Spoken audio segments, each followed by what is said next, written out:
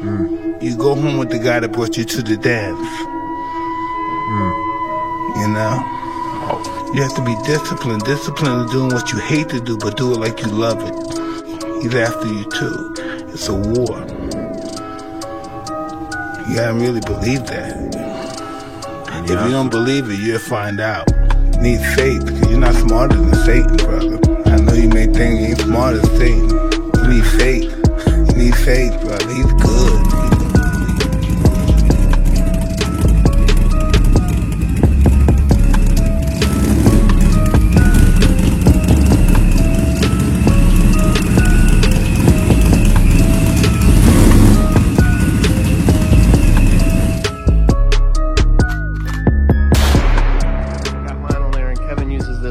Adapter, which I've seen people home make these. I've seen people make them, and then I think there might be an actual adapter that you can buy,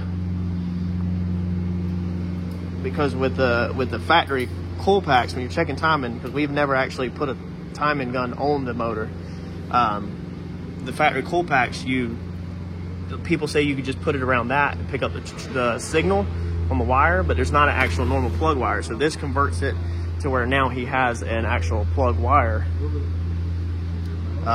Basically goes off of that and then shoves that up inside the coil pack.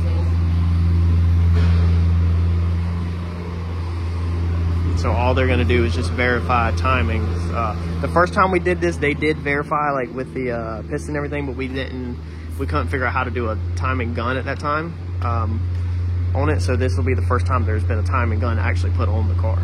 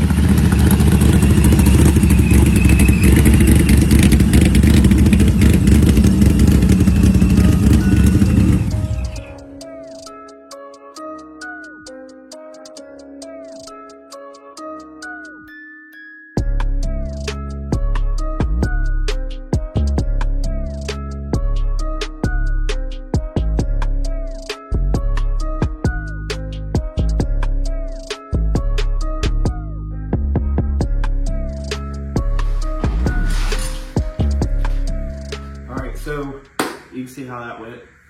We got the car back home. It's back in the garage. So what went wrong? What happened? All right, so car's back home. It's back in the garage. Why is it back in the garage? So what Kevin found on the dyno, and I didn't get to pull the camera out and grab it when I try to do a lot of filming, and when Kevin's trying to show me something on the computer or whatever, I put the phone down and nobody else captured it, so I don't have that spot. But basically, he was working on our fuel safety table, so we started. He started tuning the fuel idles, small pulls, stuff like that, and then he was starting to build my fuel cutoff safety table. So I need a fuel kill switch. So if we throw this ProCharger belt, if it takes off the fuel pump belt, then it'll kill the car. We don't want the car still running when it has no fuel pressure. So if it throws the fuel pump belt, then it'll kill the car. John, and they don't run safeties. John said he don't like them because he's lost too many races for stuff malfunctioning, messing up. It'll cost you a whole race. But I told him, I was like, I'd rather lose the race than take a chance of blowing the motor up. I don't really care. I'd rather be safer than sorry. John can rebuild his motor. I can't rebuild mine. So it had to go back to TKM. And y'all seen, I showed what I paid to have this Coyote rebuilt, and if you haven't, you need to go check that video out to see the detail, because I showed every freaking thing. Just search this channel for TKM, all kind of good information. So Kevin seen that when he was working on building the fuel table, it was messing up. It was showing basically almost like a heart rate thing, like it was just squigglies all in the fuel pressure. It was not just smooth fuel pressure flow at all. And so he threw a little bit more fuel to it to try to make it do something. He said that he felt like that there was definitely an issue, but he was like, well, screw it. I'll try to throw a little bit more fuel over here and on the fuel table and see if we can get this thing smooth out. And that didn't work. So what he's pretty sure we got going on, he said, number one, Alky Diggers that basically they told me what to do with this fuel setup. So put the fuel cell high. We went over all this. Gravity feed the fuel pump up front. It's got to gradually go from here in the tank down to the fuel pump, and we need dash 16 lines. Alky Diggers, we went over in the previous video. They said that the weight of the fuel cell, we have a 15-gallon fuel cell, so all that fuel pushing down on that dash 16 line, if we were running probably around 10 gallons, I told them what we'd be running, probably anywhere low side 5, the other side 12 or so. The car was scaled, if you watch that video on the quarter weights, with 10 gallons in control. So probably going to pretty much be 10 gallons across the board on most stuff. So with them 10 gallons pushing down on that dash 16 line, the size of that dash 16 line, they said that it's going to be hard when this car takes off to push all that fuel back up that dash 16 line and push the weight of that fuel in the cell up where the pump can suck air. Because when you go to launch on the gravity feed pump, that's where most people have a small fuel cell up front up here, little fuel pump here, and then gravity just straight down. Obviously when you launch, it's not pushing up an incline. So I did exactly what they told me to do, and it flowed absolutely perfect off of gravity. We also showed that in the previous video with water. When we did the test, it flowed perfect. Now that doesn't mean that we won't have problems in a racetrack situation, but we have problems on the dyno. But the issue we had on the dyno, everybody missed. So, or maybe you didn't miss it, maybe you just kept it to yourself and you didn't comment below. Nobody caught or pointed out the fact that and I didn't know. I completely failed at this, 100% dropped the ball. I don't know what I'm doing. I'm learning as I go. Will your line that feeds the fuel pump, will it successfully feed the fuel pump and not collapse? Yeah. So if you're trying to suck through a really long garden hose and you're trying to draw water, if the hose is not strong enough, then it's just gonna collapse and you're not gonna be able to suck no water out of that garden hose. Same thing, that fuel pump up there, during idle and, you know, revving it up, whatever, perfectly fine. But as soon as you get the thing on the dyno and get a little, I don't know what word I'm looking for, a little bit of pressure on, you know, the whole system, and that fuel pump, the RPM speeding up because it's a belt drive, so it's driven off the crank. It basically sucks and claps the lines, and I was like, man, I didn't even think of that. I don't know what I'm doing. This is the first car I've ever built, and I got underneath the car, put my hand right there on the fuel line.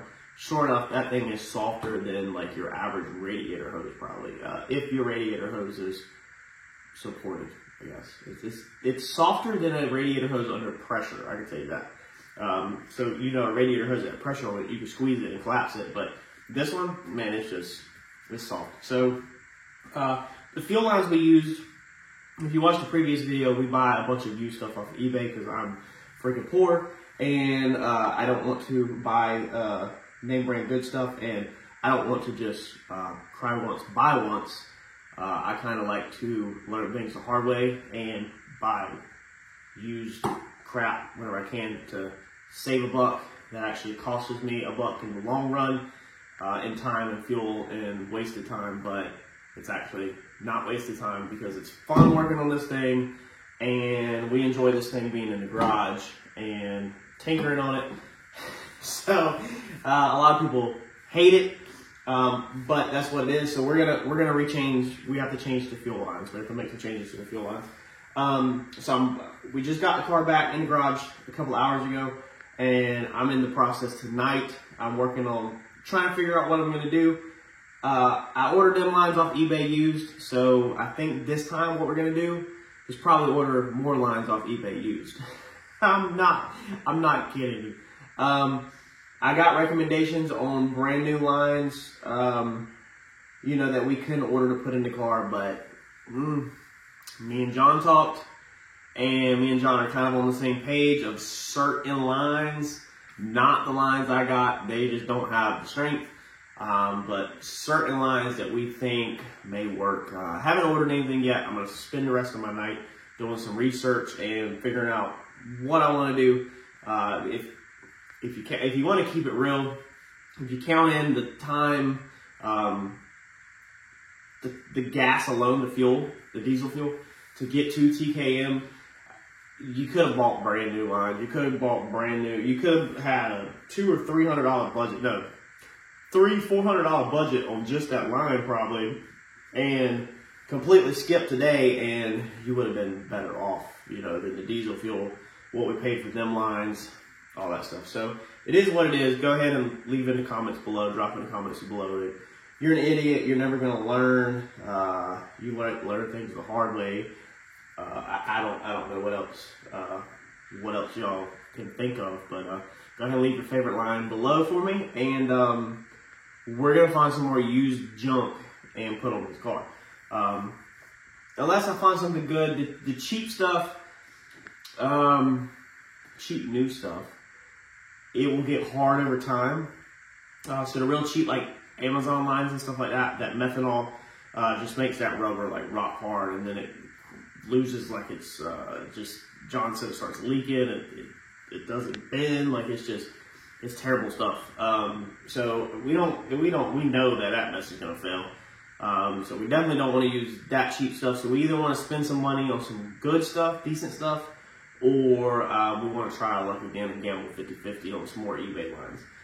Some more eBay used NASCAR lines. A lot of times I buy the Brown & Miller NASCAR lines for like the engine and everything like that. The two lines that are on there, I don't think the Brown & Miller, I don't remember what they are.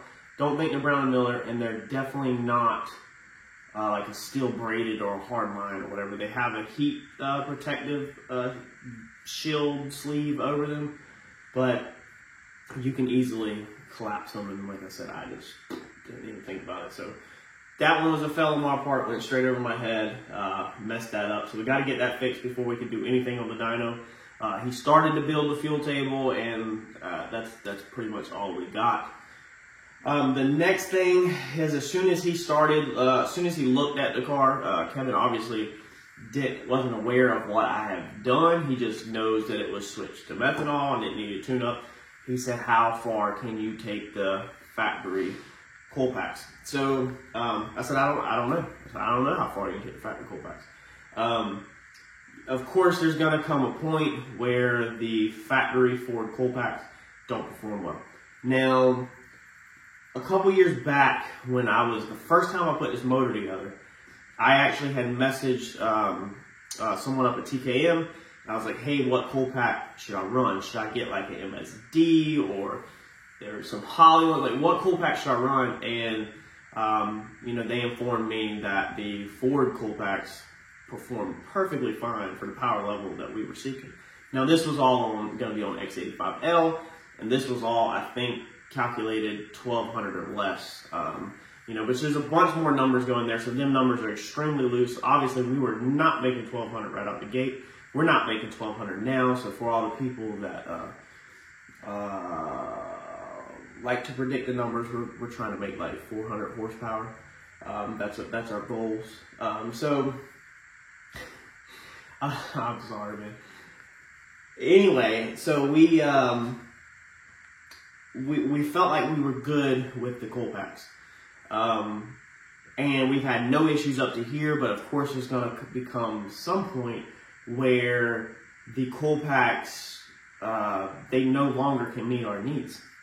So we're going to have to either switch to something like you've seen on Donald's car that he's using on that Coyote, or Kevin said that on the Coyote that he's working on and he's driving, it's owned by somebody else, I forget the owner's name, but Kevin maintains it, works on it, drives it. That Coyote, he said, has coal packs that go in it and they just bolt straight to the valve cover. So it's not like Donald's setup or Randy's where the coal packs are mounted on the frame rails and there's wires ran over to it. So I need to do a little research on the coal pack side of the Coyote stuff. When we originally put the car together, I also had read on some forums and asked some people, what coal pack should you use? Should you order some MSD ones, whatever? And everybody across the board said that the factory coal packs were perfectly fine. You'll have no issues out of them. They perform amazing right up there. And at that time, like I said earlier, there was nothing on the market that outperformed the factory coal packs. I'm not saying things haven't changed now. I'm telling you, I don't know. I have no freaking clue. And we're going to figure it out. If we change the fuel line, we take it back to TKM, and we run out of coal pack, and then we have to change the coal pack to get past that problem, because basically we want to run out of blower. So we want to max the blower out. I mean, we don't want to, but we want that to be our next problem. We know that that's going to be a problem. We know we're going to max the blower out. We know we're getting rid of the belt drive blower. We know that ProCharger is coming off of there. We already know that we're going turbo, but we're not doing it now. So that's going to be maybe over the winter or next year. It's going to be at some other point. But our next problem that we want to find is we want it to be a problem that we expect, not an unexpected problem. So the lines were unexpected. The coal packs were unexpected for me. Both of them I didn't even think about. Nobody mentioned it. It's not anybody's responsibility. 100% my responsibility to figure it out. But that's what the dyno's for. So Kevin, he was apologizing. And he was like, I'm sorry that we didn't get to run either yours or Donald's car or really do any pulls. It's like, dude, I don't care. I don't care that we didn't get to run them. The whole point of going to the dyno is to avoid the racetrack. Okay? The whole point of going to the dyno is to avoid 2 or 3 hours to the racetrack, unload, pay your entry free into a race unless you go test and tune, just to make that clear, and then have to run a pass down the track to find the issues. And then you're running a pass down the track, wide open throttle, you get back to the pits, you look at your data log, and if there's issues, you hope that running that wide open throttle on that 2-minute pass in the 8th mile didn't hurt anything, and that that you can tune it and make some changes.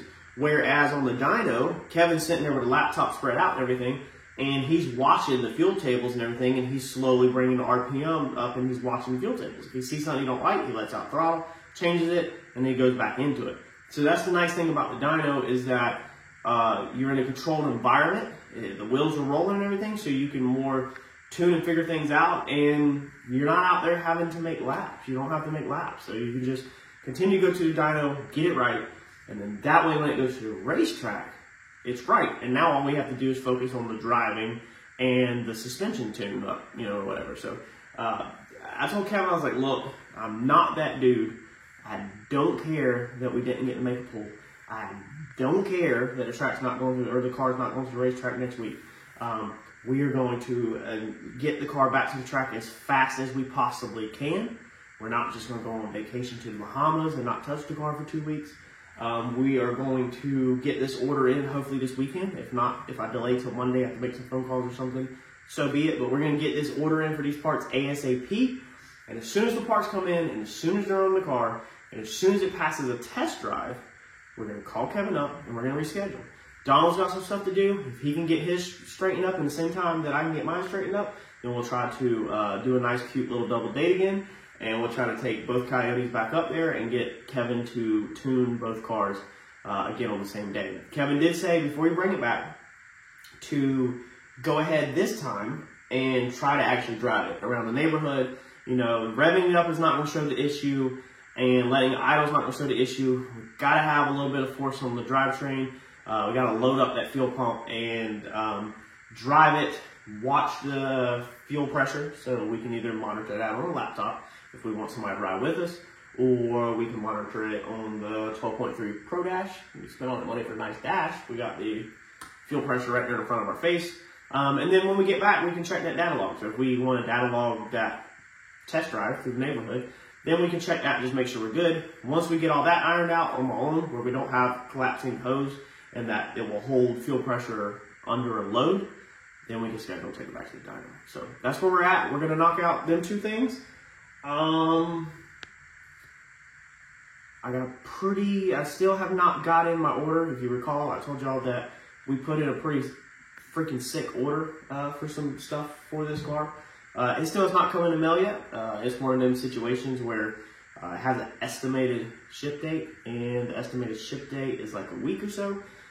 So at some point when that comes in, we're going to be installing, fitting, placing them items on the car, and we might have to do some changes then and some modifications then, and everybody's gonna, or a lot of people's gonna hate it, and a lot of people's gonna be like, what you had was fine, that car should be at the racetrack, you should be racing, you shouldn't be working on it in the garage, you should be driving it, and yeah, so that's gonna disappoint a lot of people, but then we're gonna have a handful of people that are gonna be completely stoked, and we're like, dude, that looks sick.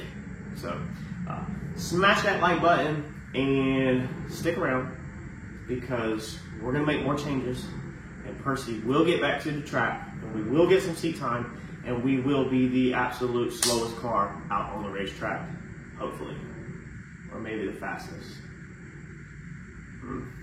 We'll definitely be the slowest, best looking car on the racetrack. Thanks, y'all.